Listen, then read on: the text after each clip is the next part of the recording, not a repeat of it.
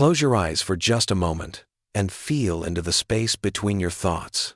That silence, that stillness you just touched, that's where everything you've ever wanted is already waiting. Not in some distant future, not hidden behind layers of effort and struggle, but right here in the quiet depths of your own being. You've felt this before, haven't you? That moment when something you desperately chased for months suddenly appeared the instant you stopped caring. That relationship, that opportunity, that breakthrough that arrived not when you were pushing and planning, but when you had finally surrendered the need for it to happen. And in that surrender, something magical occurred. The very thing you thought was impossible became inevitable. This is the great mystery that Neville Goddard spent his life unveiling. The secret that what we call manifestation isn't about doing more, but about understanding what it truly means to do nothing. Not the nothing of emptiness or defeat, but the nothing of completion. The nothing that comes when you realize that everything you seek is already yours, in the realm where all creation begins, in your own wonderful human imagination. What you're about to discover will turn everything you thought you knew about creating your reality upside down. Because the moment you truly grasp this teaching, you'll never chase again. Instead, you'll learn to rest in the knowing that imagination is the only reality, and from that rest, everything flows. I'd love to know where you're listening from right now, and what time it is in your world. It brings me such joy to have you here, sharing in this timeless wisdom that has the power to transform everything. Let's step into the teaching. Think back to the last time you wanted something so badly it consumed your thoughts. Maybe it was a job that would change everything, a relationship that felt like destiny, or an opportunity that seemed to hold the key to your happiness. Remember how you strategized, planned, and visualized. How you checked your phone for updates, researched every angle, and pushed yourself to take more action. How you fell asleep thinking about it and woke up wondering if today would be the day. And remember how, despite all that effort, it seemed to slip further away with each attempt to grasp it. Now think of something else. Something that came to you so naturally you barely noticed it arriving. Perhaps a friendship that bloomed without effort, a solution that appeared when you stopped searching for it, or an opportunity that knocked on your door when you had forgotten you even wanted it. You weren't visualizing it, you weren't affirming it, you weren't checking for signs, you were simply living your life, and suddenly, there it was. This is the exhaustion of effort that Neville Goddard understood so deeply.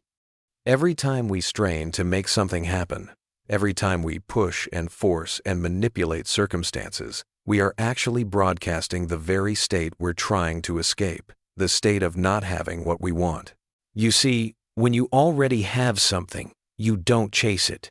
When you know something is yours, you don't wonder when it will arrive. When you truly possess something, there is no anxiety, no checking, no desperate action. There is simply the quiet confidence of ownership. But we've been taught the opposite. We've been conditioned to believe that wanting means working, that desiring means doing, that manifestation requires sweat and struggle. And so we exhaust ourselves in pursuit of what we already are in imagination, never realizing that the very pursuit is what keeps it at a distance. Neville taught that assumption is as natural as breathing. You don't try to assume you have hands, you simply know it. You don't work to believe you can see. It's so obvious it never crosses your mind to question it. True manifestation operates from this same effortless knowing. Here's what Neville Goddard discovered that changes everything. Reality doesn't respond to what you want. It responds to what you assume you already are and have. This isn't positive thinking or wishful hoping. This is something far more profound and immediate. Assumption is the feeling of the wish fulfilled. It's that quiet, unshakable knowing that something is already yours, even when your senses tell you otherwise. Think about how you feel about having your own name. You don't hope you have a name. You don't wonder if your name will come to you someday. You don't visualize having a name. You simply know it's yours. That's assumption in its purest form. Now imagine carrying that same certainty about everything you desire. Not the strain of trying to believe something, but the natural ease of already knowing it. This is what Neville meant when he said, assume the feeling of the wish fulfilled. He wasn't asking you to pretend or fake it until you make it. He was pointing you toward a state of being that already exists within you. Picture walking into a dark room you've never been in before, yet somehow knowing exactly where the light switch island your hand moves, without hesitation, without searching, without doubt. That's the quality of assumption. A knowing that transcends logic or past experience. It's immediate, it's certain, and it requires no external proof to validate it. This is why doing nothing becomes the most powerful thing you can do. When you truly assume something is already yours, what is there left to do? When you know with absolute certainty that something belongs to you, why would you chase it? The very act of chasing implies it's not already yours. But here's where most people stumble. They confuse assumption with hope, certainty with wishful thinking. Hope always carries an element of doubt. There's a certainty, yes. I hope this happens implies it might not. Assumption carries no such uncertainty. It's the difference between saying, I hope I have hands, and simply knowing you do. When you've truly assumed the state of already having what you desire, your entire being aligns with that reality. Your thoughts naturally flow from having, not wanting. Your feelings arise from possession, not lack. Your actions emerge from fullness, not emptiness. You stop monitoring and checking because there's nothing to monitor. You already know the outcome. This is the revolutionary understanding that turns everything upside down. Doing nothing means ceasing all activities that come from the state of not having, while naturally expressing from the state of already being what you wish to be. So what does it actually mean to do nothing? This is where most people misunderstand the teaching entirely. They think doing nothing means becoming passive, sitting back and waiting for things to happen to them. But that kind of waiting is still action. It's the action of someone who doesn't have what they want, hoping it will come. Sacred inaction is something completely different. It's the rest that comes from completion, not the paralysis that comes from confusion. When you've truly assumed the feeling of the wish fulfilled, when you've entered that state so completely that it feels more real than your current circumstances, then doing nothing becomes the most natural thing in the world. Think about it this way. When you know something is already done, what is there left to do? When you've truly accepted that your desire is already fulfilled in the only place where fulfillment can occur, in your imagination, then the frantic searching stops, the desperate planning ceases. The constant checking for signs becomes unnecessary. But here's what you must understand. This isn't about suppressing your desire to take action. It's about recognizing that all meaningful action flows from being, not from wanting. When you're in the state of already having what you desire, certain actions will feel natural and inspired. But these actions don't come from lack, they come from fullness. They don't arise from the question, how can I get this? But from the knowing, this is mine, so how does it want to express through me? The sacred art lies in distinguishing between these two types of action. Actions born from assumption feel effortless, joyful, and aligned. Actions born from lack feel forced, anxious, and driven. One flows from the state of having, the other from the state of needing. Neville taught us that imagination is the only reality. When you've imagined something so vividly, so completely, that it feels absolutely real to you, then the work is done. The external world must rearrange itself to match your internal state, not because of some mystical law, but because your state of being determines what you notice, how you interpret events, and what actions feel natural to take. This is why monitoring becomes unnecessary. When you truly know something is yours, you don't need to check if it's coming. You don't scan the horizon looking for signs of its arrival. You simply live from the certainty that it's already here, even if your senses haven't caught up yet. The silence between your thoughts, that space you touched at the beginning of our time together.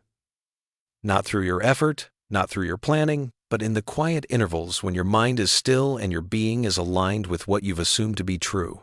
Now comes the most challenging part of the entire teaching, what Neville called the interval. This is the space between your assumption and its appearance in your physical world. And it's where most people abandon everything they've learned. You see, after you've truly assumed the feeling of the wish fulfilled, after you've entered that state so completely that it feels more real than your current circumstances, there often comes a period of silence.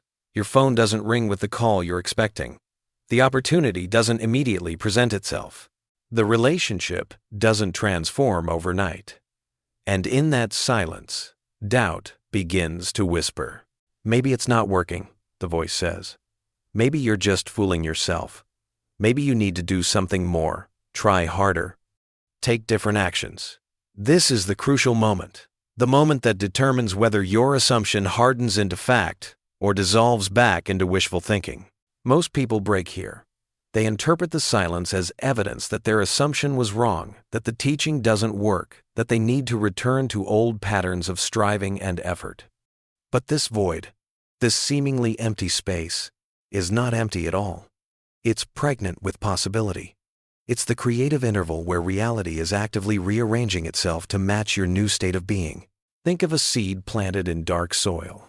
To the observer above ground, nothing is happening. The soil looks exactly the same, day after day. But beneath the surface, in the darkness and silence, an entire transformation is taking place. Roots are growing. Systems are forming. Life is organizing itself in ways invisible to the eye. This is what's happening during the interval. Your assumption has been planted in the fertile darkness of imagination, and even though you can't see the changes happening, reality is restructuring itself around your new state of being. The people, circumstances, and opportunities that will bring your assumption into physical form are already beginning to move, already beginning to align. Your job during this time is not to dig up the seed to check if it's growing. Your job is to water it with continued faith and protect it from the weeds of doubt. When seemingly contrary evidence appears, when things look like they're moving in the opposite direction, this is not failure. This is often the final rearrangement before breakthrough. Neville taught that we must learn to walk by faith, not by sight. Faith, in this context, isn't blind belief. It's the ability to remain in your assumed state, regardless of what your senses are telling you. It's knowing that what you've imagined is more real than what you're currently seeing, because imagination is where all reality begins. The void doesn't require you to feel positive, or grateful, or happy. It only requires you to remain faithful to your assumption. Some days this will feel easy. Other days, it will feel impossible. But each time you choose to rest in knowing rather than react to appearances, you're strengthening your ability to live from imagination rather than from circumstances. This interval is not punishment or delay, it's integration. It's the time needed for your entire being to align with your new state, for your thoughts and feelings to catch up with your assumption, for your actions to begin flowing naturally from having rather than wanting. So, what does it actually look like to live from the end? What does daily life become when you're no longer operating from the state of wanting, but from the state of already having what you desire? This isn't about pretending or putting on a performance for the universe. This isn't positive thinking or affirmations or trying to convince yourself of something you don't believe. This is a fundamental shift in your identity, a recognition that you are already the person who has what you want, because in imagination, you already do. When someone truly has what they desire, they move through the world differently. Their thoughts naturally arise from possession, not from lack. They don't wonder if their desire will come, they know it's already theirs. They don't analyze every situation for signs of progress. They simply live from the certainty of their assumption. Notice how you think about things you already possess. You don't spend time visualizing having your car keys. You just know where they are. You don't affirm that you have a place to sleep tonight. You take it for granted. You don't check your reflection to see if you still have your face. You simply assume it's there. This is the quality of thinking that emerges when you truly live from the end. But here's where many people get confused about letting go. They think detachment means not caring, that they need to become indifferent to their desire for the technique to work. This misses the point entirely. True detachment doesn't come from not caring, it comes from already having. When something is truly yours, you can be passionate about it without being desperate for it. You can love it without needing to chase it. Living from the end means your conversations change, When friends ask about your situation, you don't speak from the problem, but from the solution. Not because you're lying or being dishonest, but because your assumption is more real to you than your current circumstances. You speak from where you truly live, in the state of the wish fulfilled. Your daily actions begin to flow from this new identity. You don't force yourself to act as if you have what you want. You simply notice that certain actions feel natural when you're living from that state. These actions aren't calculated or strategic. They arise spontaneously from being the person who already has what you desire. This is perhaps the most subtle aspect of the teaching. You're not trying to become someone different. You're recognizing that you already are who you want to be, in the realm where all becoming originates, in your imagination. The person you want to be isn't some future version of yourself. That person exists right now, in this moment, in the dimensionality of your own consciousness. When people around you notice changes, when they comment on your confidence, or ask what's different about you, you realize that living from assumption isn't something you do, it's something you are. It's not a technique you practice, but a truth you embody. The beautiful paradox is that the moment you truly live from the end, you stop needing the end to appear. Not because you've given up on it, but because you've found it where it always was, in the infinite depths of your own wonderful human imagination. Now we reach the heart of what Neville called the divine art of being. This isn't just a manifestation technique or a method for getting what you want. This is the recognition of who you truly are, the operant power behind all creation, the I am that imagines worlds into existence. When you master the art of doing nothing from the right state, you're not just learning how to manifest desires, you're discovering that you are the very consciousness through which all manifestation occurs. You are not separate from the creative power of the universe. You are that power, individualized and expressed through your unique human experience. Neville taught that God and human imagination are one, not two separate forces that sometimes work together, but one unified consciousness expressing itself through infinite individual perspectives. When you assume the feeling of the wish fulfilled, you're not asking some external deity to grant your request. You're exercising your divine nature, creating through the same power by which all worlds come into being. This understanding transforms everything. Prayer becomes assumption. Hope becomes knowing. Asking becomes commanding. You stop pleading with life to give you what you want and start recognizing that life is always saying yes to what you assume to be true about yourself and your reality. The silence you've learned to rest in isn't empty space. It's the pregnant void from which all creation emerges. It's the same stillness that existed before the first word was spoken, the same peace that underlies all manifestation. In that silence, you touch the source of all being, the I am that is both infinitely beyond you and intimately within you. This is why doing nothing becomes the most creative act possible, not because you're being passive or lazy, but because you're aligning with the way consciousness actually creates. Creation doesn't happen through struggle or force. It happens through being, through assumption, through the simple act of imagining something so completely that it becomes real. When you truly understand this, you realize that every moment of your life has been a manifestation of consciousness. Everything you've experienced, everything you've attracted or repelled, everything you've called success or failure, cello, all of it emerged from states of being you once assumed to be true. But now you know the secret. Now you understand that imagination is not just a faculty of mind, it's the creative power itself. And when you rest in that knowing, when you do nothing from the state of already having what you desire, you're not waiting for something to happen. You're being the space in which everything is already happening. This is the timeless teaching Neville spent his life sharing, that you are the dreamer of your dream, the author of your story, the consciousness in which all your experiences arise.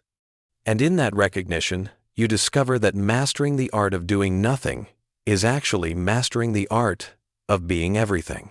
And so you arrive at the ultimate understanding that what you call manifestation is simply consciousness knowing itself. In the stillness you've learned to embrace, in the sacred inaction you've mastered, you discover something far greater than any technique or method. You discover that you are the very awareness in which all experiences arise and dissolve. This teaching of Neville's isn't really about getting what you want. It's about recognizing what you are. You are not a separate being trying to influence reality from the outside. You are the reality itself, dreaming the dream of individualized experience. When you assume the feeling of the wish fulfilled, you're not changing something external. You're shifting the very ground of being from which your world emerges.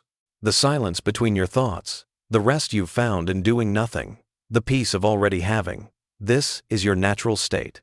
This is who you've always been, beneath the noise of wanting and striving and seeking. In that silence, you touch the timeless truth that imagination is the only reality, and you are that imagination, dreaming itself into infinite forms. So rest now in this knowing, not because your desires don't matter, but because you've discovered something infinitely more precious, that you are the dreamer of every dream, the consciousness in which all manifestation occurs. In your stillness, you are the very power you thought you needed to petition. You are already everything you sought to become.